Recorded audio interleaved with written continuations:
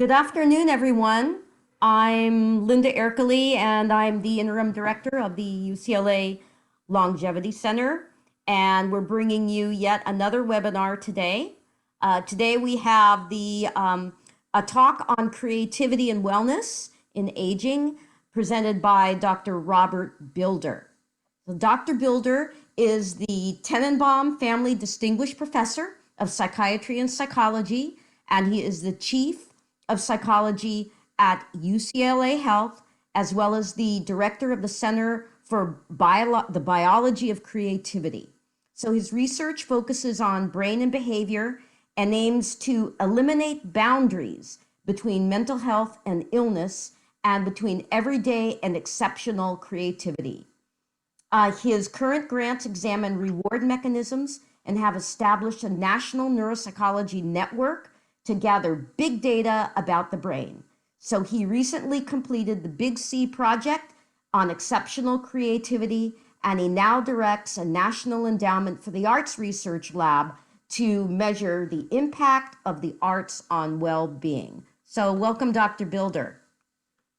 Well, thank you so much, Linda Ercoli, for inviting me, and to the Longevity Center for hosting this amazing series. And welcome, everyone. I hope everyone's having a day that's as good as it can be in the time of COVID. What we'd like to do is share a few slides with you, and I'll see if I can do that right now, so that I can give you a little bit of background about what we believe we understand about creative cognition, wellness, and aging. And then we're going to try to spend most of the time in Q&A, because your questions are going to be the most interesting parts of this session.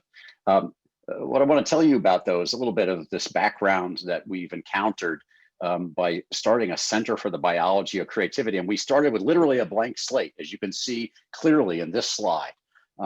Basically, what happened is the Semel Institute director, Peter Wybrow, got together with Michael Tennenbaum to try to get researchers who would be interested in the study of creativity. And first we had to define what creativity is. And so turns out that defining creativity is easier if you focus on defining the creative products, and then you can see how people create those products. And like all scientists, we start out with two axes. Remember, there's the y-axis and then there's an x-axis. We always have to have two axes to define anything in science.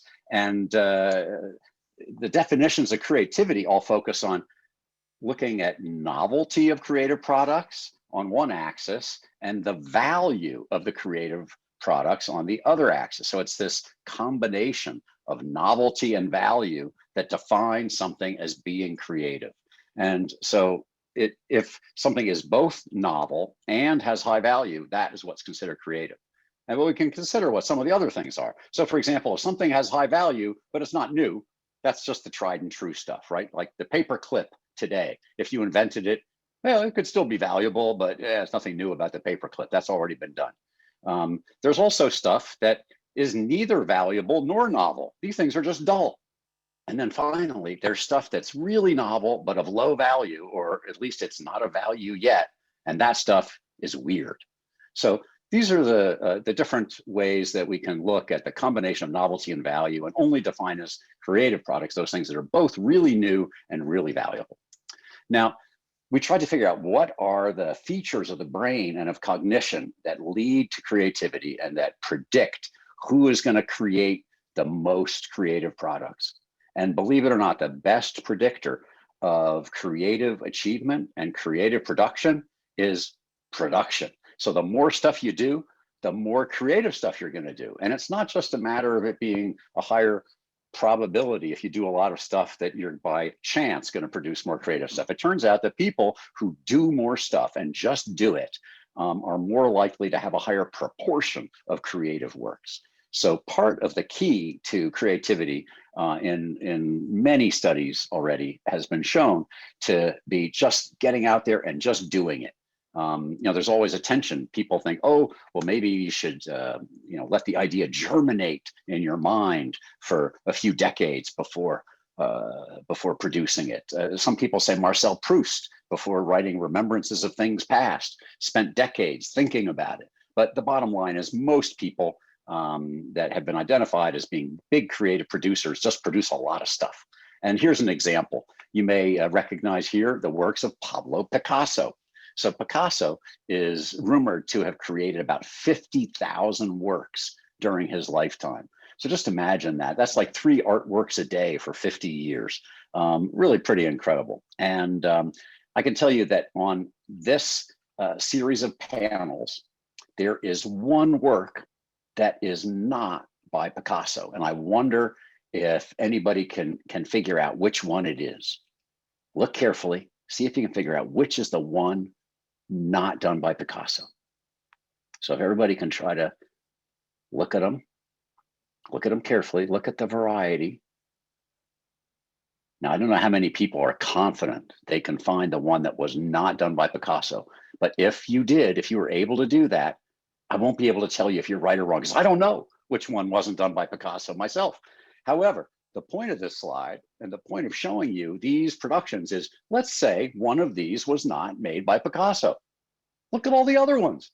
There's so much additional variety there that no matter which one wasn't done by Picasso, it was incredible the range and the diversity of styles that he was able to produce.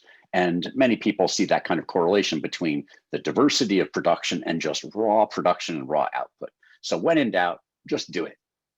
Now, another point that we've discovered in looking at creativity may seem less obvious, and that is that the more you do something, the better you get at it. That part seems pretty obvious. I think it was Anders Ericsson who donated the idea to Malcolm Gladwell about the 10,000 hour rule. And that rule states roughly that if you spend about 10,000 hours doing just about anything, that's basically about 5 years of dedicated work, you could become a world expert at that thing. And there are a number of reasons why this is probably true. Part of it is just getting the practice down, getting enough experience. But once you get that kind of experience and you begin to reduce certain elements of the work to habit, then it's possible to string together the habits into combinations that have never been seen before. So just for example, fantastic musicians usually have spent years and years practicing their scales. That enables them to very fluidly and automatically play those scales in combinations that may never have been played before, or with the incorporation of emotional energy that wouldn't be possible if they hadn't made that playing completely automatic. There's another sort of interesting thing about this 10,000 hour rule that's not widely appreciated, and that's something that's called the Zeigarnik effect. Basically, we remember things that we haven't completed yet. So when you have tasks in mind that you have not completed, you're more likely to be remembering them. If you've completed them, then you're more likely to free up brain space to do other things. So by executing the activities, doing them, reducing them to habit, you're freeing up brain space so that you can do other things and create new ideas. Now, one of the ways we've been able to study this is with these beautiful birds, the zebra finches. This is work done mostly by Stephanie White at UCLA in her lab. And the neat thing about zebra finches is one, that there's a difference between the males and the females. You can all tell which is the male here, right? The handsome one, the one that's better looking is the male. And males have to do something else though to attract females other than just be handsome. They have to sing to attract mates. And it turns out that in order to attract mates, the male zebra finch has to sing in a way that is different from his father, but not too different. So you may remember back to the creative products graph that I showed you at the very beginning of this talk that showed there has to be a combination of novelty and value. Well, something can be novel, but it can be too novel or over the edge and actually be unattractive to the female birds. And so if the son deviates too far from his father, he's not going to attract mates because his song is too weird. But if he's on the edge and creates a song that's just novel enough without going over the edge, that's the maximum way to attract mates. So it's this kind of finding that led us to an idea about creativity, which is basically that you'll want to push your ideas, your actions to the edge of chaos, but not over it. You want to do things that are new and different, but not so different that nobody else can appreciate them. And this is a sort of a message that we've seen in our studying the brain states that lead to creative cognition. And we also see it in studying the link between creativity and madness. You may know there's a sort of a myth about the mad creative genius, and that some people would say that there's a correlation between creativity and madness or mental illness. Turns out that's probably not true. There are, however, links between a vulnerability to mental illness and creativity, but it looks like if we have either the kinds of genes or the kind of experience that causes us to go over the edge, then that undermines our creativity. If we develop enough of the traits of mental illness, too much flexibility in our thinking or too much rigidity in our thinking, then we may develop mental illness that is going to reduce creativity. There's a tension, though. There's a sweet spot where a decent amount of flexibility and stability in balance are crucial for being creative. So being a little nutty, but not so nutty that you have a diagnosable mental illness may be associated with creativity.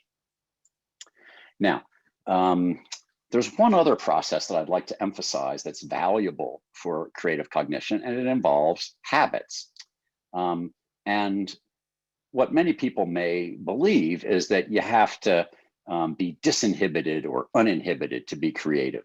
But let me highlight one other feature. And if we can play this little video, then that will help to reveal this. There you can see, the dog wants to get the ball, but doesn't want to get rid of it, doesn't want to get go of it. He's developing plan B. Inhibited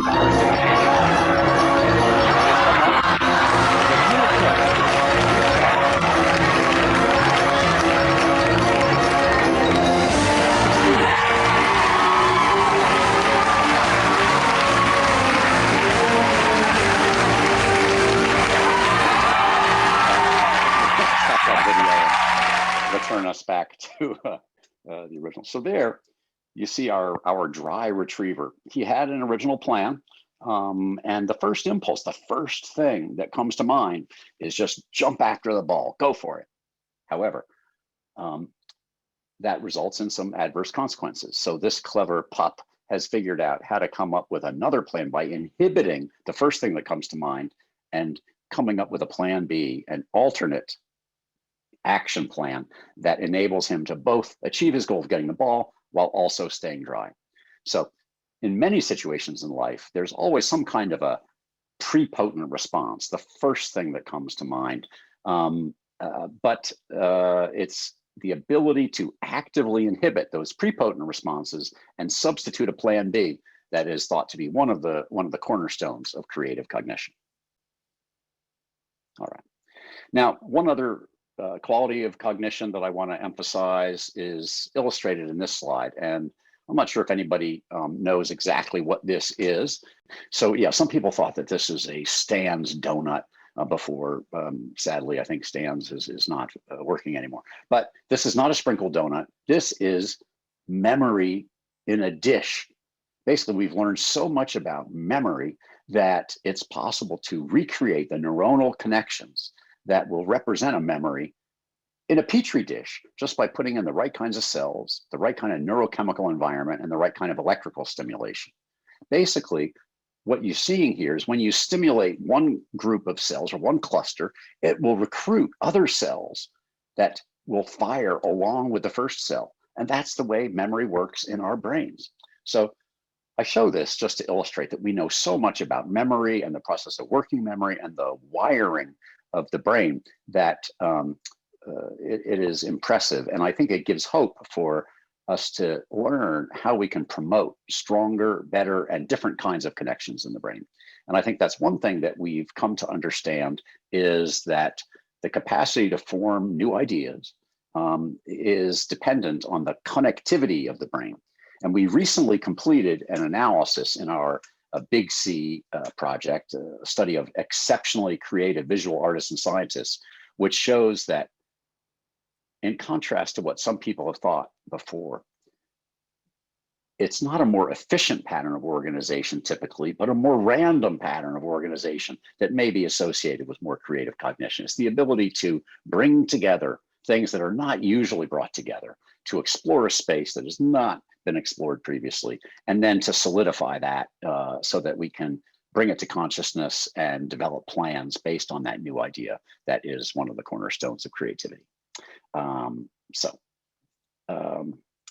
Now, you wouldn't believe me if I didn't show you colorful pictures of the brain.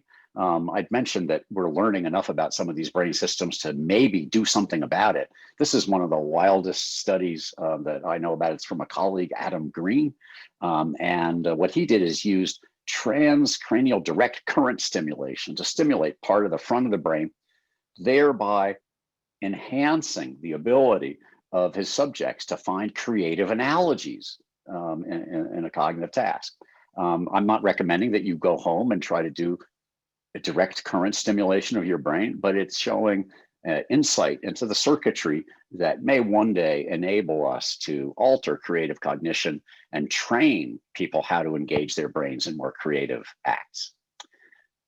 I think that when we think about how this intersects with aging, there's been some fantastic work. Some of you probably know better than I do the work of Gene Cohen, who has done some amazing work on creativity and aging, and particularly the positive impact of arts engagements on health and illness in aging. And one of the things that Gene has highlighted is that our entire way of thinking about aging and the brain and creativity has changed in the last few decades. It used to be thought that decrements accompanying aging are normal and inevitable. But I think we're now understanding that instead, these are problems associated with modifiable disorders, that if we stay healthy and keep using our brains, that we will be able to avoid many of the pitfalls that used to be associated with senility. And I think that's what all of us aim to do. And what Cohen has highlighted is a number of things that I think are useful to attend to. He talks about the developmental phases in middle to late adulthood, and he sees these as starting with a midlife reevaluation, where we can begin to benefit from the capacity for insightful reflection and a desire to create meaning in life, followed by a period of liberation in the mid-50s to 70s, like pushing towards experimentation. I mean, ask yourselves, if not now, when? Why not do something new and different? And what can they do to me? What's going to happen? Am I going to get fired? Probably not. Then later, summing up, finding larger meaning in the story of one's life, sharing wisdom through storytelling, philanthropy, volunteerism. These offer new avenues for creative exploration. And then the encore phase, where we can reaffirm major themes in our lives and explore variations on those themes and attend to unfinished business and unresolved conflicts. So I think those phases are things that can enable us to use our brains in new and interesting ways. Again, returning to making things more believable by showing pictures of the brain. One of the things that we can benefit from as we age is the capacity to use our wisdom to guide our creative productions. And this is a really fascinating study. It just came out in 2019, showing that the executive components of our brains, which we know to develop further with aging, seem to be connected uniquely to something called the default mode network, which some people have called the daydreaming network in our brain. And it is this unique pattern of connectivity that may be part of the explanation of how it is that older adults can be uniquely creative, benefiting from their increased wisdom. I think that's a path that is one that offers us great hope for showing how we can enhance our creativity as we get older, leveraging the wisdom and the increased executive functioning that we can bring to bear on novel problem solving. And today came out a new paper that highlights again the importance of novelty. I highlight this paper in part because it's written by the director of the National Institute of Mental Health, Josh Gordon. But interestingly enough, what they found now here, of course, this is a study in mice, but what they showed is that by engaging and being exposed to novel situations, it turns out that this promotes adaptive learning and changes the actual circuitry in the frontal lobes and the hippocampal formation. And it thus is enabling a learning associated circuit plasticity. So again, the old story used to be, our brains are not that plastic. We're going to lose it as we get older. Well, as we learn more and more, there is plasticity in our brains. And this is just a study that, we see today is showing breakthroughs in our understanding that exposure to novelty, doing new things, seeing new things, experiencing new things is one way to increase the plasticity of our brains and increase our creative potential. So with that, I just want to close by saying some of the keys to creativity that were brought to us by Mihaly Csikszentmihalyi, who was the author of some fantastic books on creativity and also the author of the concept of flow. Bringing it back to the title that Linda had given us for today's presentation, Let It Flow, Let It Flow, Let It Flow. And what Professor Csikszentmihalyi suggested, if you want to promote your personal creativity, is try to be surprised by something every day. Try to surprise someone else every day. And then finally, write down what surprised you and how you surprised others. And these may lead to a more creative future for us all. So with that, I'd like to just thank you. And I think we can, I'd like to thank many, many colleagues and others who have supported our work. And I will stop the share so we can begin the Q&A. That was great, Dr. Bilder. I learned a lot just from these first 10 minutes of your talk. And one of the things that comes to mind for me is the importance of the frontal lobes in creativity. And what's really interesting about this is in some forms of dementia, particularly frontal temporal dementia, where there is technically one of those reorganizations of the connectivity of the brain, particularly between the frontal lobes and other parts of the brain, that you see the emergence of creativity in some individuals who were not creative prior to their disease onset. So there's a neurologist up in UC San Francisco, his name is Bruce Miller, and he studied this and he showed some amazing drawings of someone before versus after frontal temporal dementia. And they became almost Picassos, not quite, maybe, in the onset of their illness. And anyway, it's very incredible. And so as much as we see, I think, a natural, unfortunately sad, but a natural way of the emergence of creativity through Mother Nature reorganizing those connections that start in the frontal lobes. Yeah, those are some incredible examples. And I think that what those case studies highlight to me is this incredible balance, a balancing act of the brain systems that are involved in managing the flexibility of our thinking and the stability of our thinking. Because one of the key hypotheses that I was sort of alluding to about creativity is been called the BVSR hypothesis, blind variation and selective retention. The idea being that our brain will blindly generate variations on a theme, but then it's important to select out those things that are important. Mm-hmm. So it's valuable to be able to generate lots of different ideas from which you can then choose the best. And both of those processes are important, both the generating novel ideas and the selection from those ideas of those ones that'll be the most useful.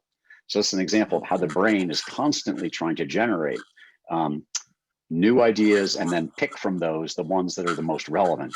And it's that constant interplay of generating novelty and selecting utility that leads to creative thought. Mm-hmm. Now, in those cases with the frontotemporal dementia, certain controls on thinking are probably lost.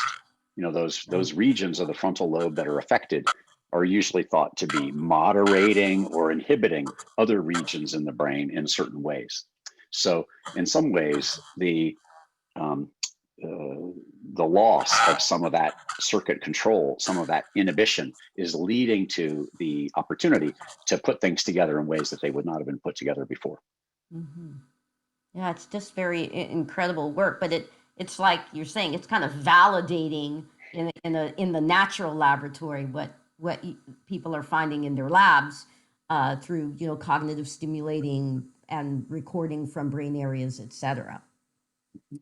What what about individuals who say to you, I don't have a creative bone in my body? Because I've heard people say that. And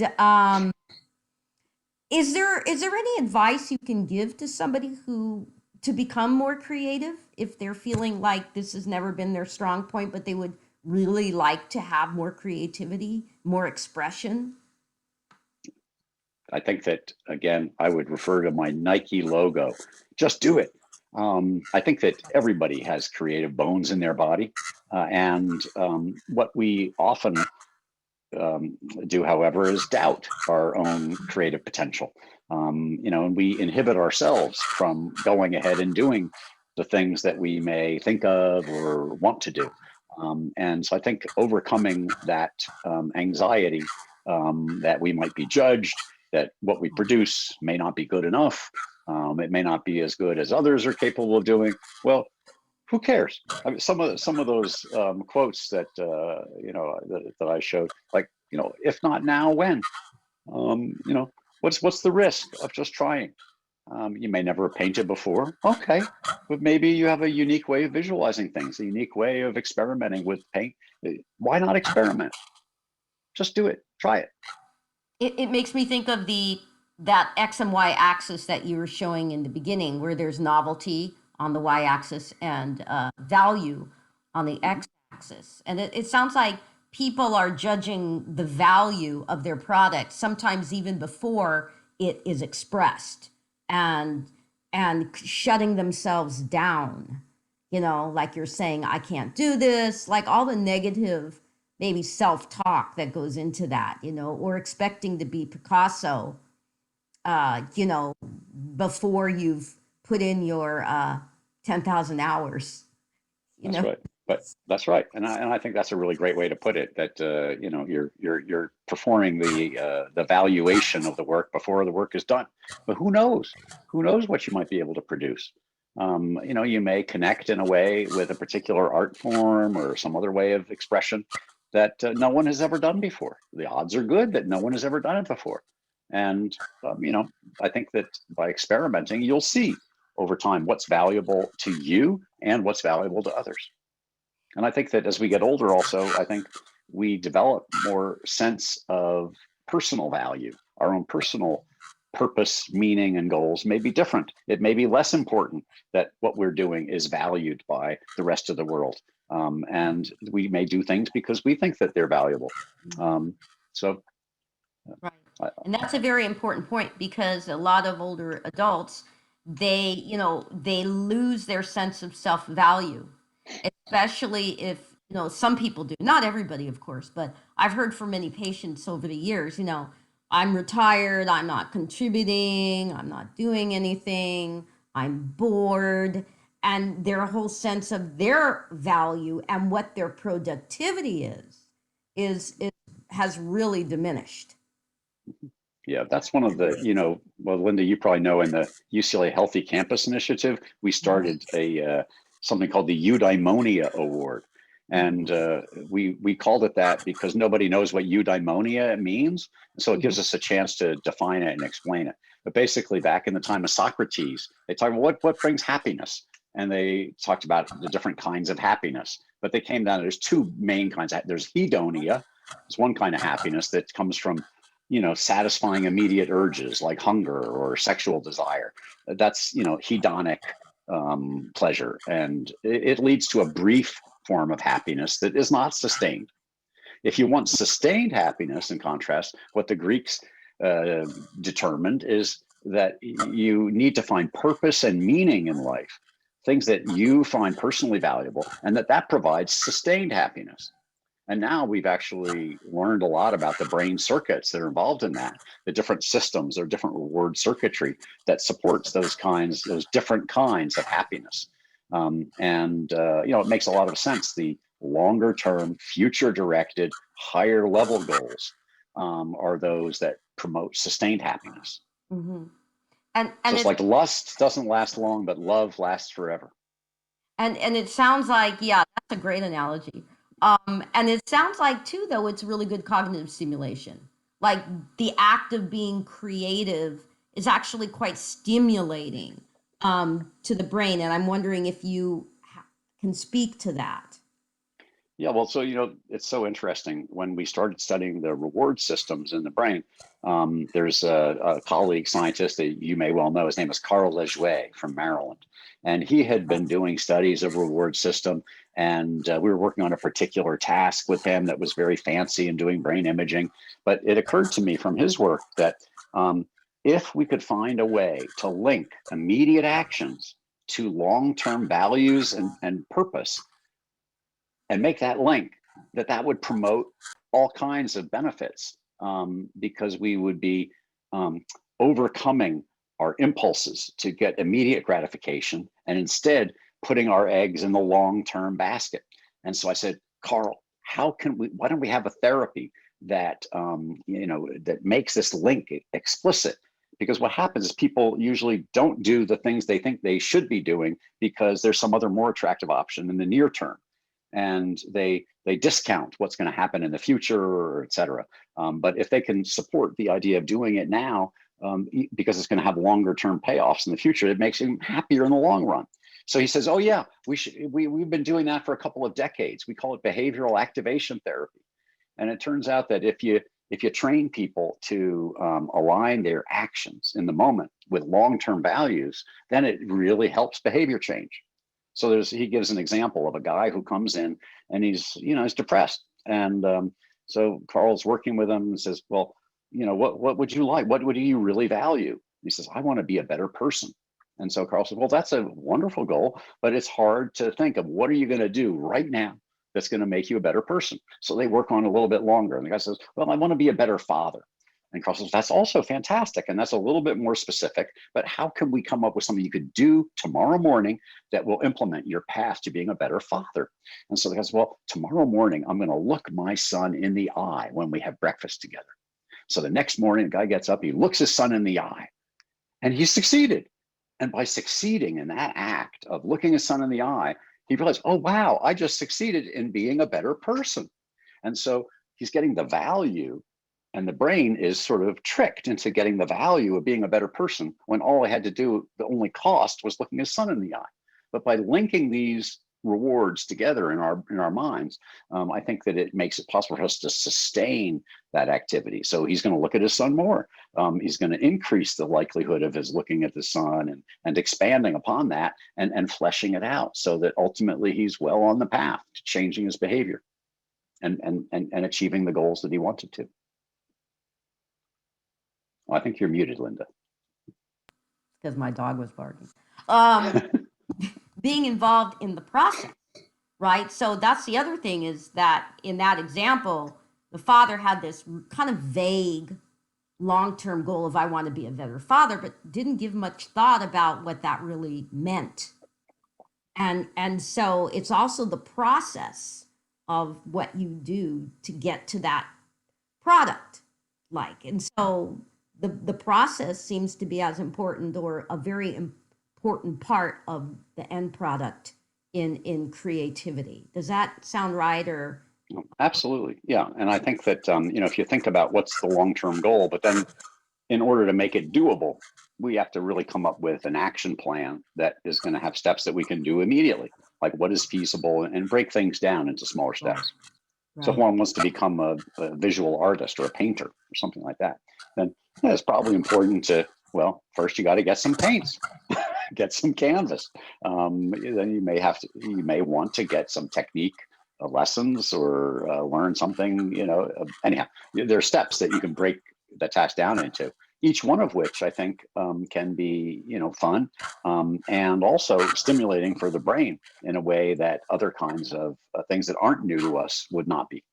And there's a bunch of demonstrations that just by engaging and playing a new instrument can probably enhance your brain functioning, increase your well-being, decrease inflammatory processes. There's all kinds of benefits of engaging in some of these art forms. And it's still unclear whether it's just doing anything that's new and different would have that effect, or whether there's something specific about, let's say, music or arts engagements. But that's an open question.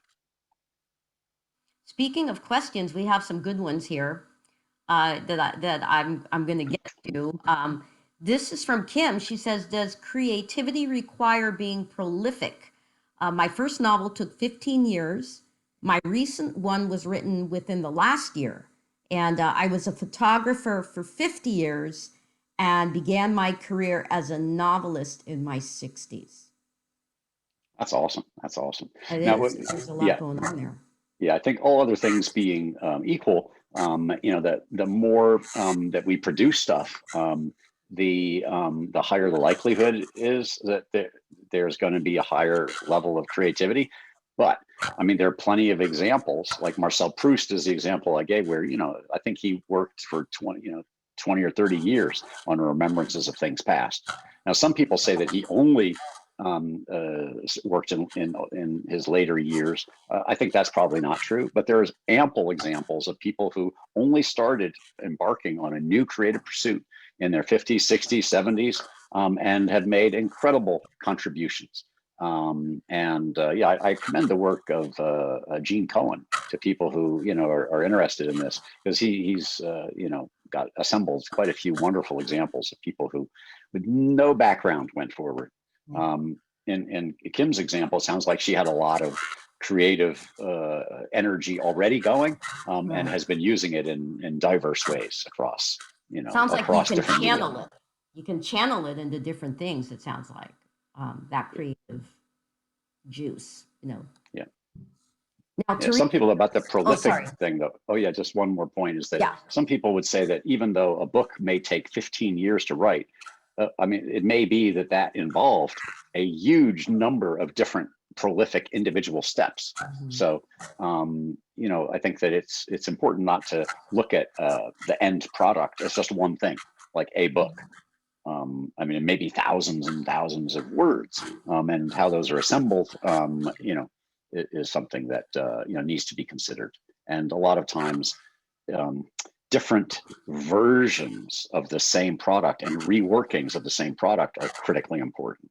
So there's I was once doing one of these lectures on creativity, and a friend and art professor was there, and she said, this finally makes sense to me, because my practice in the class is to have my students do 20 versions of every task assignment.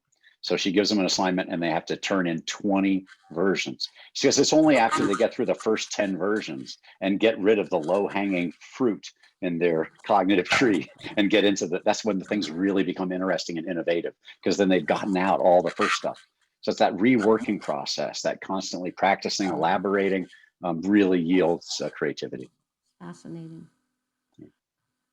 We have a question here from Teresa. It says, can you speak to the role of intuition? Many master artists, like choreographers, painters, sometimes cannot articulate in the words their creative process for many years, but it seems to require a confidence and trust in the process. Yeah, I think that's so important. And to me, it brings to mind some of the findings that we've had from our neuroimaging studies, because they are, it was a little bit of a surprise to us. People looking at brain network activity sometimes identify what they call efficient patterns, as sort of like if you look at those airport maps, that you can get big hubs in LA and Atlanta, and you fly between the big hubs, and then you go out to the regional airports. That's an efficient way to fly airplanes. But it turns out that the wiring pattern of the exceptionally creative humans that we've studied is all random. You could go from like Burbank to Duluth directly. And so I think that that's part of what intuition is the ability to explore novel connections. And I think that particularly in various art forms, the ability to connect our cognitive processes to our visceral and autonomic and emotional processes is one of the cornerstones of truly great creative work. It's so interesting. I once did a creativity workshop and I was on a panel with a bunch of writing coaches here in LA. I guess that's a very, prominent profession. And so it turns out each one of them had some technique that involved embodiment of the writing work, so that, that if they wanted to, achieve a particular writing goal, they would then think about how to change their posture, how to move in certain ways that would connect to the ideas. And I think that explicit connection of ideas or the cognitive side to the somatic, bodily, or kinesthetic or emotional side is critically important to many art forms. And that it's bridging these gaps and connecting things that other people don't connect, and having the confidence to let your brain be free to explore that. Synesthesia is a great example of people who are connecting things in their brains. Like there's a color may suggest the number 5. These kinds of connections are activating together different parts of the brain, and that freedom to connect these different ideas and explore them, see how they feel, and bring some of them forward. You never know what's going to come. That's how most creative discoveries are made. Connecting things that were never connected before, and then having enough faith to explore them and push them A little courage to the too. limit. A little courage too, all right? Kind of go. A little courage. That's right. Thing.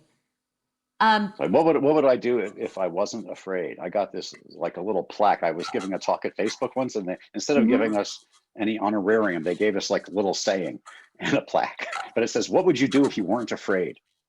And I think that fear is a great inhibitor of creative achievement. And I think that's one of the great virtues of aging is, what do we have to be afraid of? Let's just do it. Yeah. What could go wrong? Who's going to fire you once you get Who's going to fire you if you're retired already? I like that. And also, it reminds me in psychology of the Ericksonian stages, where you get later and later into your life and you start thinking about your generativity, you start thinking about your looking back and taking stock of your life or wanting to do more. And it parallels that. You sort of get unleashed from all these kind of constraints that you have when you're younger, that you have to worry about when you get older. You have, in many ways, fewer constraints because you've done a lot already, and you have more time to really kind of, like you're saying, benefit from the cultural knowledge, from the wisdom that you've gained. And we had a webinar last month on wisdom, and it sounds like part of this is there's a vein of wisdom running through this, where you're basically saying, I'm gonna follow my heart. I'm gonna try to take what I know, what I've gained from being in life, being in this culture, and putting things together in a new way. Yeah, and that's what Cohen would say as well. Emulate, following on Erickson and others talking about late life generativity, is that we come to a point in life where we've accumulated wisdom, and we know that we're not likely to get faster in our thinking. Our processing speed is not going to probably increase, but our wisdom does increase. That's one of the things well known from studies of cognitive functioning. So our ability to apply that wisdom to guide our actions, to do things that are aligned with our purpose and meaning, that increases over time. And our ability to tell stories that will have meaning to others is something that increases with time because of that accumulated wisdom, accumulated knowledge.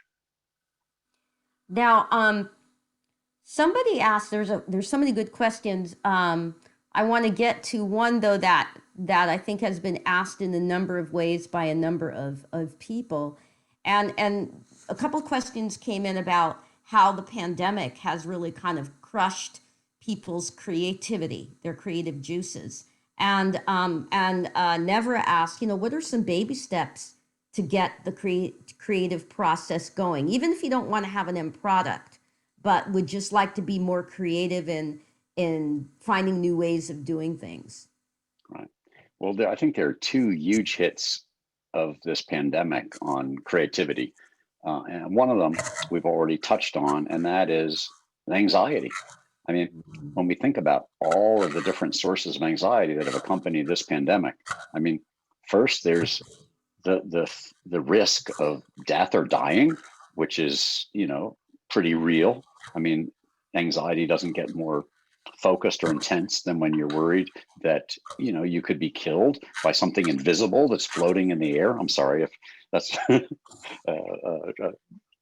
sorry if that's a trigger to anybody out there. I should have given a disclosure in advance before talking about these scary things. But anyhow, it causes a lot of fear and anxiety, and the levels of anxiety have really gone through the roof. And even if we're not afraid of that kind of risk of serious illness, we've had losses to deal with of our loved ones, friends, and we've also been put into risky situations, many of us financially, as things have closed down, and our lives have been disrupted in ways that are really quite profound. You know, one of the things that is critical to our well-being is the flow of our circadian rhythm and its association to cues, many of which involve moving from place to place. Well, if you're like me, you've been home most of the time. I move from my bedroom, I commute into my home office every day. But you know, I'm seeing the same things again and again and again, and I'm not getting the external cues that often would help to regulate my brain and body biology. So we're losing those kinds of things as well. And then finally, I think that we've had this enormous loss of social contacts and social connections.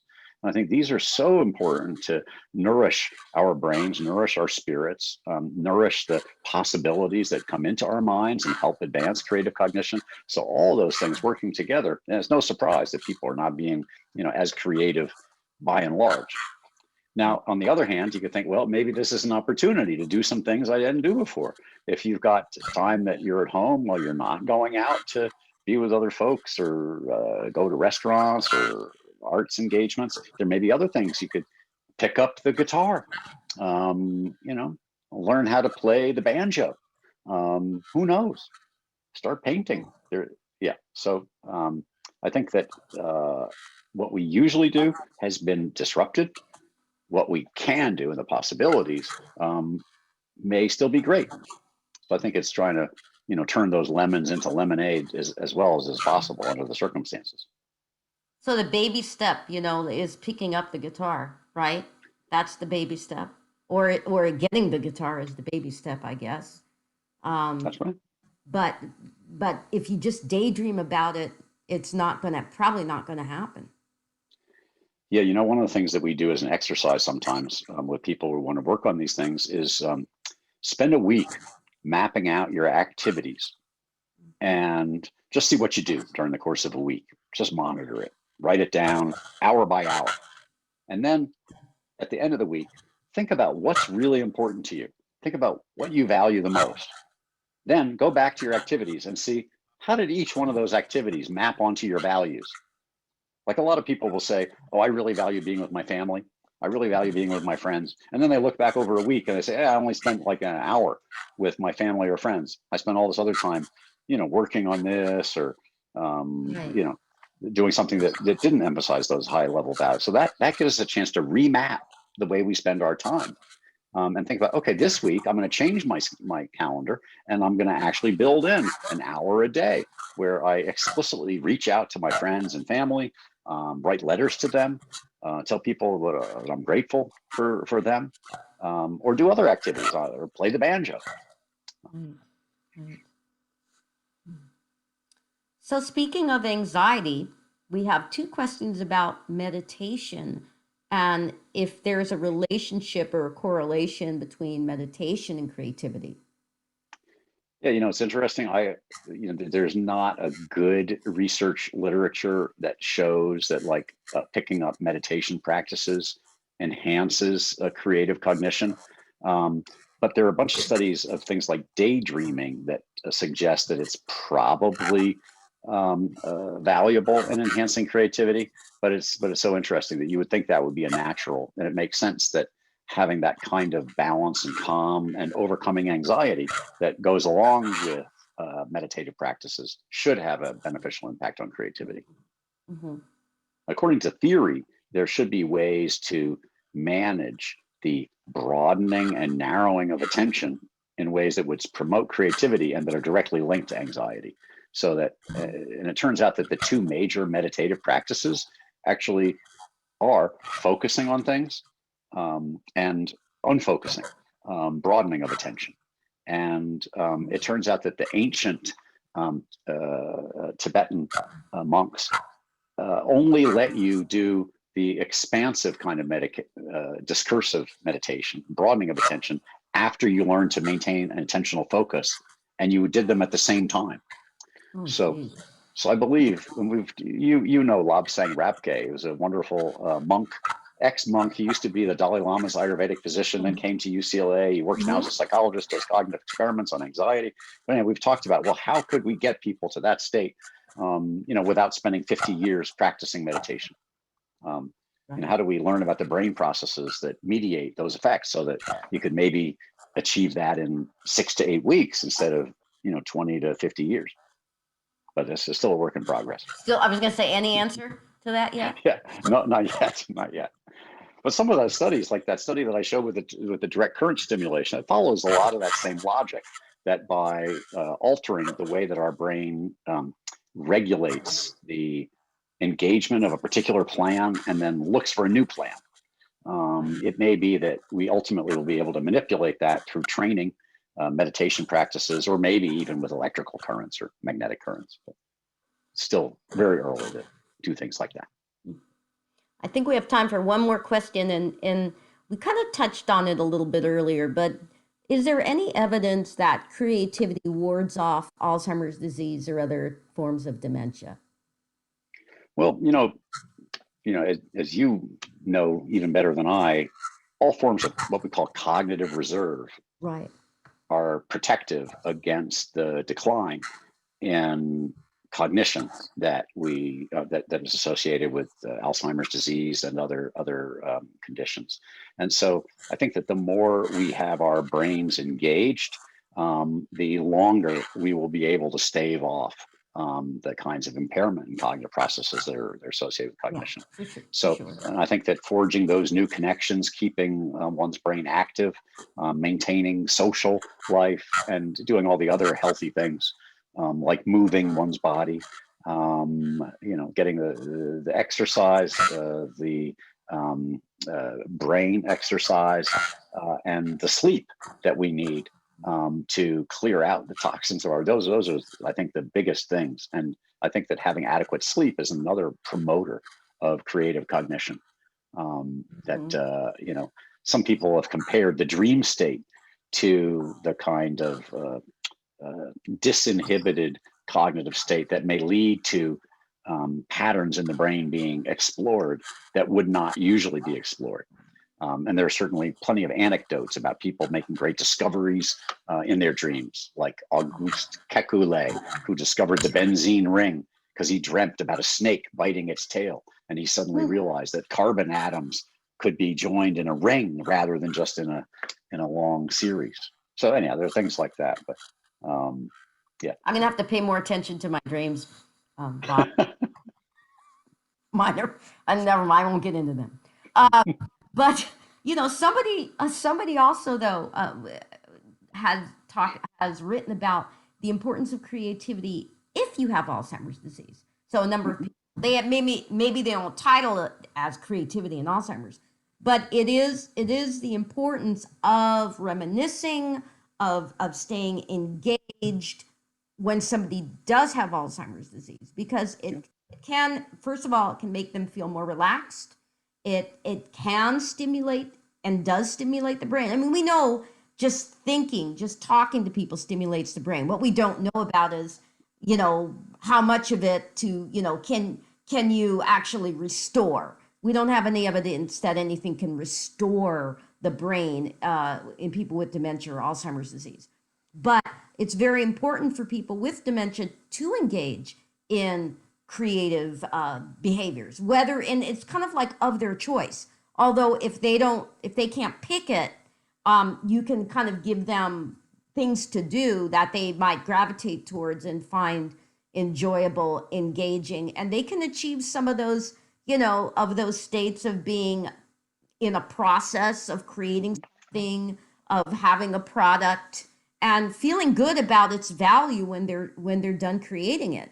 And we see this happen all the time in, adult day programs where people create all the time. So I think that's really important that to Cynthia's question is, we don't know so much about staving off, but we know it is good for people when they do have cognitive problems to remain creative and engage in that process. Seems like a win-win situation. It's a win-win. Even if it doesn't stave off the problems, it's worthwhile in and of itself. Yeah. It's worth just doing. So, and just do it. So I think that's the motto of the day when it comes to creativity, is just do it. And don't get stuck in you being the judge of the value, but just do it and find the value in what you're doing, and you can judge when you're done how much you like it or not, right? Thoughts are free. That's right. So don't be afraid to try something new. Right.